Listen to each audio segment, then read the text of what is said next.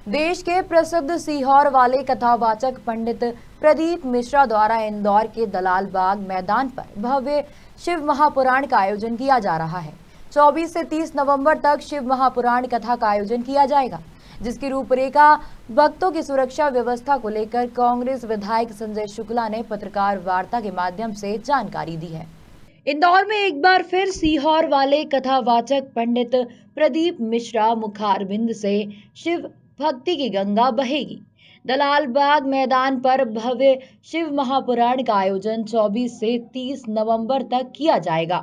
कथा के आयोजन के लिए 4 लाख फीट का पंडाल बनाया गया है। पीने के पानी और शौचालय, मेडिकल की सभी सुविधा उपलब्ध कराई गई है। वहीं सुरक्षा की दृष्टि से गार्ड भी लगाए जाएंगे। विधायक संजय शुक्ला ने कहा कि इस भव्य शिव महापुराण कथा के दौरान 3 लाख भक्त प्रतिदिन आने की संभावना है। वहीं 2000 वॉलेंटियर प्रत्येक गेट पर खड़े रहेंगे ताकि किसी तरह की भक्तों को परेशानी ना हो, वहीं जनहानि ना हो। उसके पहले ही विधायक ने पूर्ण रूप से पंडाल का इंश्योरेंस किया है। आम जनता की सुरक्षा को लेकर शिव महापुराण के पूर्व 40,000 लोगों का सुंदरकांड का आयोजन भी किया जाएगा। कथा के पूर्व भव्य शोभा यात्रा भी निकाली जाएगी, जो बानेश्वरी कुंड से दलाल बाग पहुंचेगी। विधायक संजय शुक्ला ने कहा कि हमारी कोशिश है कि भारत जोड़ो यात्रा के दौरान राहुल गांधी को भी शिव महापुराण कथा में बुलाने की कोशिश की जाएगी। इसके साथ ही बीजेपी सरकार के खिलाफ हमला बोला और कहा कि 18 सालों में प्रदेश में किसी तरह का विकास भाजपा सरकार ने नहीं किया है, लेकिन 15 महीने की कमलनाथ सरकार ने काम किया है। यह कांग्रेस सरकार वोटों की सरकार है, जबकि बीजेपी नोटों की सरकार है, जिसमें कोई भी काम नहीं हुए हैं। इससे आम जनता को परेशानी प्रशासन द्वारा भी व्यवस्था की गई है। सभी लोगों का दौरा हो चुका है, सभी लोग बातचीत हो चुकी है। उन्होंने बता दिया है कि यहाँ से हम इसको यहाँ रोक देंगे, यहाँ से फोर व्हीलर रोक देंगे, यहाँ टू व्हीलर रोक देंगे। बाकी इसके आसपास का जोन, इसमें कोई गाड़ी नहीं आएगी इसके अंदर।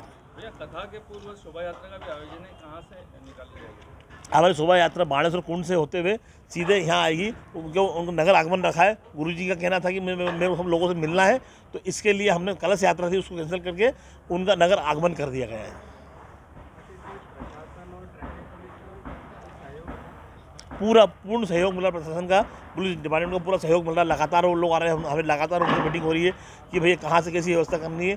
और वो सब देखते हुए कि उनको खुद को ही मालूम है कि इसके पहले देवालपुर में कथा हो चुकी है, आदरणीय जीतू पटवारी जी की कथा हो चुकी है, तो उनको पूरा अनुभव है। तो हमको कैसी व्यवस्था करना है उन्होंने खुद ने प्लान कर लिया। उसके अलावा हमको जो व्यवस्था करनी है वो हमने पूर्ण व्यवस्था कर ली गई यहाँ पे।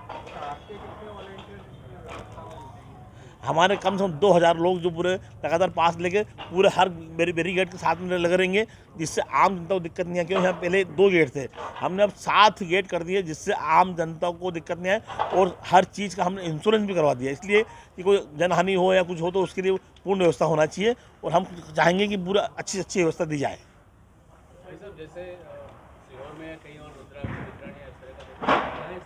नहीं, रुद्राक्ष मैंने पहले ही अपनी विधानसभा में मैंने 2 लाख रुद्राक्ष पहले ही बांट चुके हैं। मिश्रा जी लेके हमने पहले ही बांट चुके हैं। वो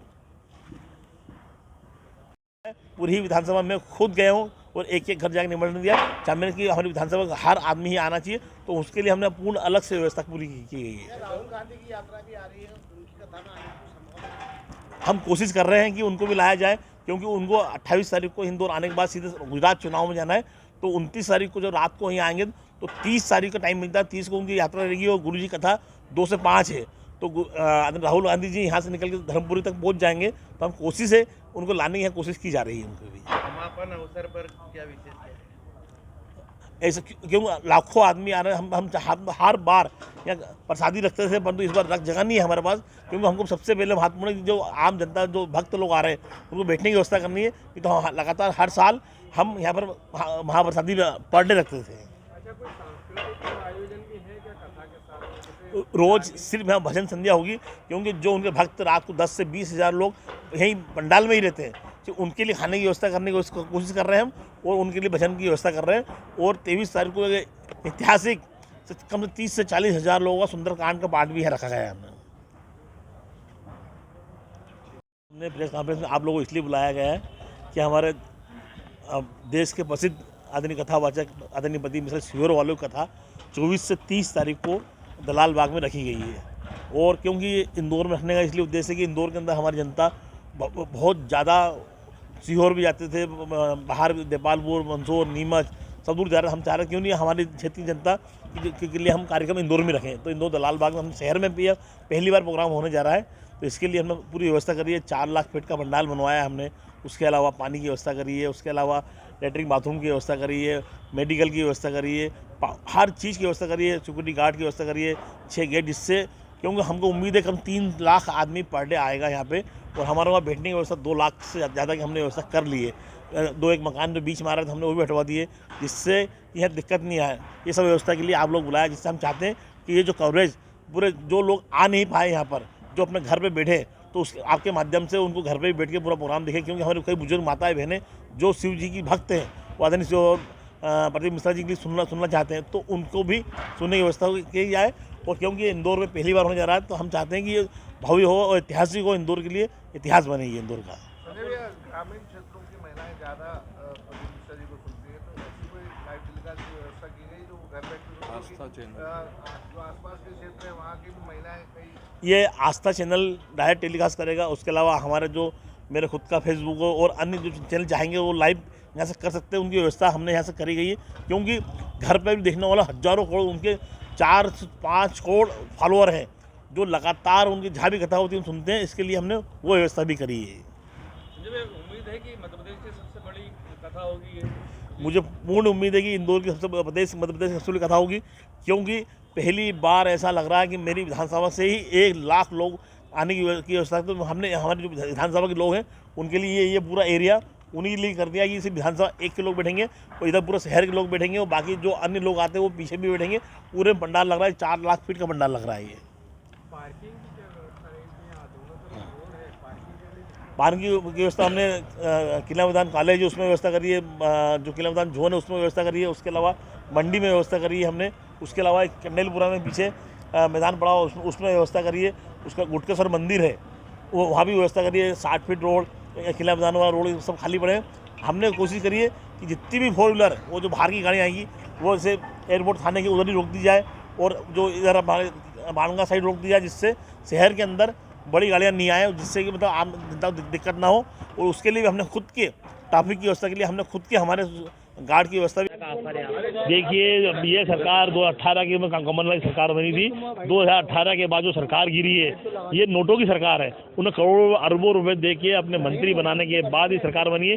केंद्र में आदरणीय ज्योतिरादित्य सिंधिया जी मंत्री बना दिया, स्टेट के अंदर उनके जो हमारे विधायक गए थे उनको मंत्री बना दिया। ये नोटों की सरकार है। अब बोटो की सरकार नहीं, बोटो सरकार कमलनाथ की सरकार थी।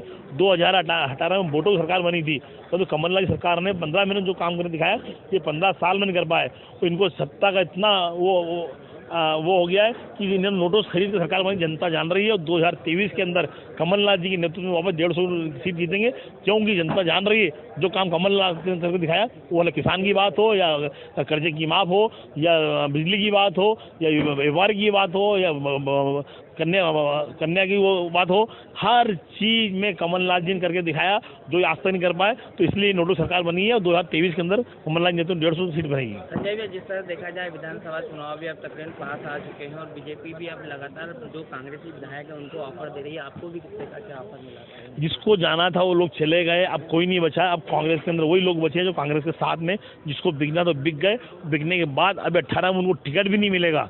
क्यों टिकट नहीं मिलेगा? क्योंकि उनको मालूम है उन्होंने करोड़ रुपए लेकर पार्टी चेंज करी है। वो जनता ने उनको कांग्रेस के लिए चुना था, परंतु भारतीय जनता पार्टी चले। जनता जवाब एक ही बार देती, 5 साल में एक बार मौका आता है। 2023 में मुंह तोड़ जवाब देगी और सरकार कांग्रेस की बनेगी।